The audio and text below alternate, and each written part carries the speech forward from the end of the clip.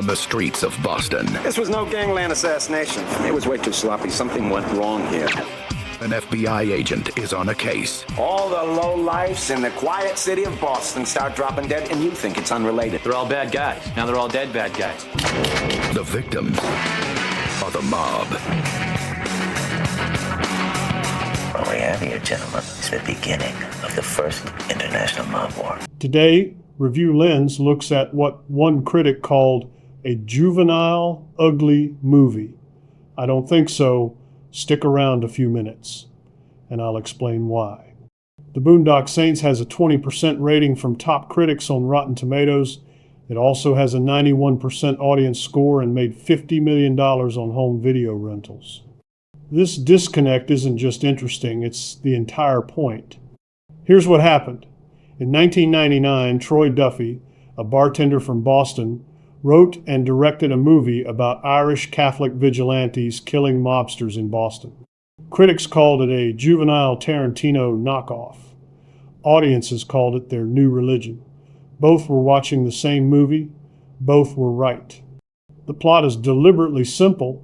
Connor and Murphy McManus, played by Sean Patrick Flanery and Norman Reedus before he was Daryl Dixon in Walking Dead, accidentally kill Russian mobsters in self-defense. They decide God wants them to continue killing bad guys. Willem Dafoe plays FBI agent Paul Smecker, who pieces together their crimes while slowly sympathizing with their mission. What critics saw was amateur filmmaking, slow-motion walking scenes set to religious music, speeches about good men doing nothing, violence portrayed as righteous release. They saw Troy Duffy trying to be Quentin Tarantino without understanding what made Tarantino work. The dialogue tries for working-class poetry, but often lands on college freshman philosophy. The brothers speak prayers in Latin while executing criminals. It's not subtle. But here's what audiences saw. A movie that asked the question everyone thinks about. What if someone just killed all the obviously bad people? Not complex anti-heroes, not morally gray situations, just straight-up bad guys getting shot in the head. It's the simplest form of wish fulfillment, delivered without irony or apology. Willem Dafoe understood the assignment perfectly. His performance as Paul Smecker is genuinely unhinged. He listens to opera while examining crime scenes. He recreates shootouts while dancing through them. And yes, he dresses in drag to infiltrate a mob house. He's doing Shakespeare while everyone else is doing community theater, and somehow it works. When he screams, "There was a firefight," it's both terrible and magnificent. The action scenes are competent but unremarkable except for their moral clarity. The brothers never kill innocent people. They never question their mission. They're not tortured by their choices. This isn't a movie about the psychological cost of violence. It's about the fantasy that violence could actually solve problems if applied to the right people. The film's religious imagery isn't sophisticated. Men think they're on a mission from God.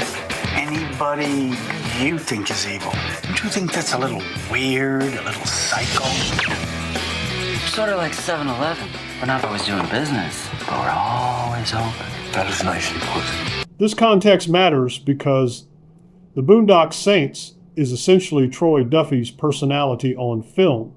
Aggressive, confident, unsophisticated, and absolutely certain of its own righteousness. It's a movie that thinks it's smarter than it is, made by a director who thought the same about himself.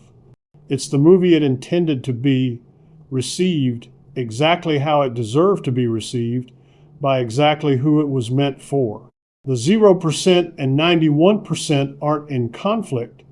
They're both accurate assessments from different value systems. And there's your truth about the Boondock Saints. It's not a guilty pleasure if you never felt guilty. It's just pleasure, simple and violent and completely aware of what it is. The critics were right, the audiences were right, and Willem Dafoe in drag conducting an orchestra while solving murders is still one of the wildest things ever put on film. So that's it for this one. Hope you enjoyed this movie as much as I did. Let me know in the comments if you want more movies like Boondock. And don't forget to like, subscribe, And hit that bell for more movie comparisons, retro reviews, and all things film. And as always, see ya on the next one. Save us a balcony seat and extra butter on the popcorn, please. There was 2 shooters. Fan-freaking-tastic. This guy's very sharp. If he hasn't figured us out yet, he will. All we know is what we found out from the neighbors. And the general consensus is they're angels.